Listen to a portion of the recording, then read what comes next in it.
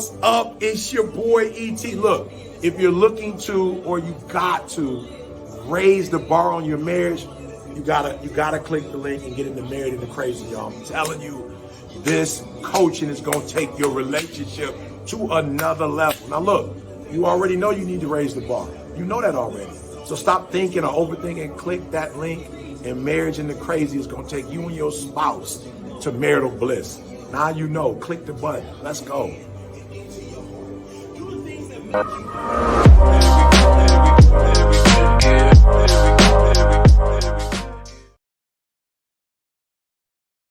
Welcome to another episode of Married into Crazy with Snooks and Lovey. I'm Lovey, and as you can tell, there is no Snooks in this particular episode. We're trying something a little different.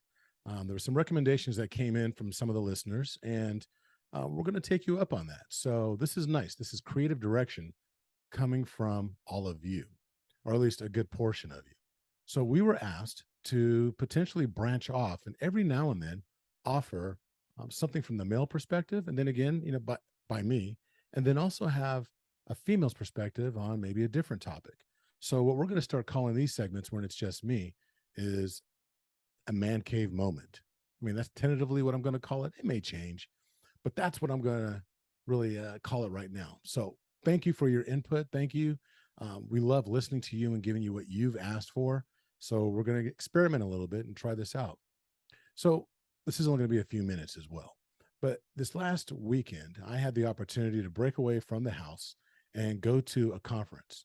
It was the 120 conference that was started by Eric Thomas. And E.T., who you know is my mentor, had a phenomenal conference. This is the first time I saw a lot of people in the community since 2019, I believe, 2020, the beginning of 2020, maybe. And it was nice. It was a bit of a family reunion. But more than that, it was an opportunity to sit down and listen to some great teachings from people like Eric Thomas, Inky Johnson, Rory Vaden, Jamal King, Jenna Kutcher.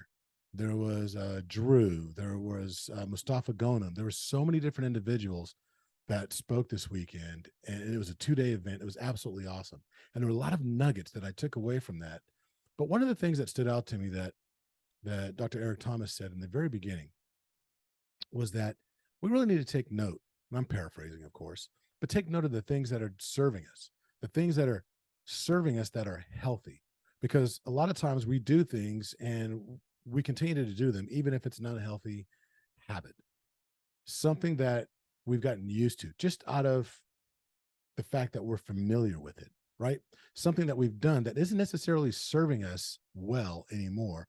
And it's one of those things when it's unhealthy, whether it's drinking, smoking, arguing with our spouse, always having to be right. There's so many different things that we do that never truly served us, but we got in the habit of doing.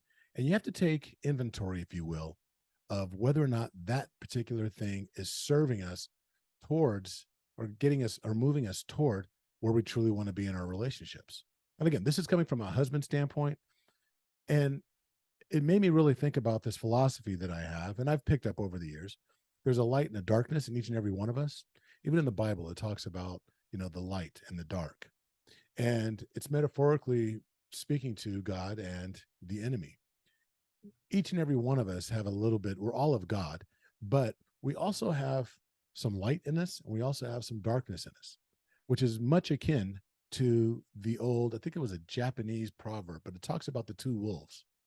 That each and every one of us has two wolves that are inside of us. There is a light wolf and a dark wolf. And the light wolf is everything positive that you could possibly think of. It's love, it's understanding, it's crazy.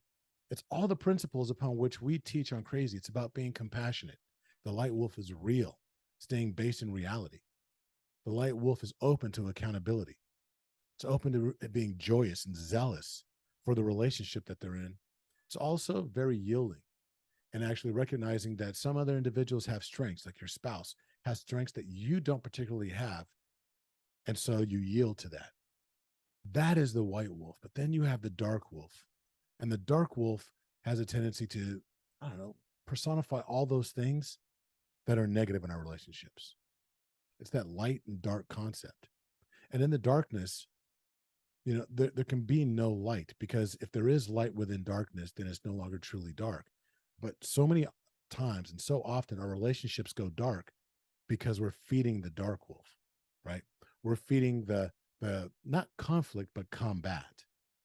We're, I guess, giving people, or giving the people that we love, the worst part of ourselves: anger, resentment, jealousy, all those things that you really don't want to flourish in your relationship. But sometimes, based on a habit, things that have happened in the past, the scar tissue that we've developed, sometimes those things come to the forefront and it's hard to push them aside. Well, one thing that Dr. Eric Thomas, as well as Inky and Rory and so many others, talked about, even Drew, who's working with high caliber athletes in the NBA and a variety of other sports, it's interesting. Everything comes down to a decision. Everything. It really is that simple. Having the discipline to make a decision and standing on that, and moving forward in that particular decision. And what I'm going to ask you today is, as a husband, fellas, this is just us talking. I know some of the ladies are listening, but make a decision to feed the wolf that is serving your relationship. Choose the light, right? Choose the light, meaning choose those things that are going to truly benefit your relationship, because it really is just a choice. Sometimes, yeah, you might think that, oh, well, if I do this, I'm just going to be a punk. Well, then be a punk. Be a punk for your wife. Be a punk for your children. I don't think you are a punk. I'm not a punk. I'm just saying that because I know the way I was brought up. That's sometimes how people, the rhetoric that people used. Like, oh, she got you wide open. Yeah, she does. And I love it because my life has harmony. My children are happy for the most part. I have grandchildren that look up to me. I have a life I love to live. We want to get you into a position to where the life you're living is greater than anything you could possibly dream or imagine. And the only way you're going to be able to do that is if you're feeding the light wolf, feeding the light in your life, and really starving the wolf that is dark, the one that represents all the negative things in your relationship, in your life, that you really need to put some distance between you and it. So that's it. That's that man cave moment today. It's short, it's brief. I hope you liked it. And I think that if we get good feedback, we're going to continue to do this. And Snooks has to name her segment, but I believe she said she was tossing around the idea of, oh, you know what? I'll let her tell you. So then until the next time that we come together in, man cave, and we have that man cave moment, be blessed.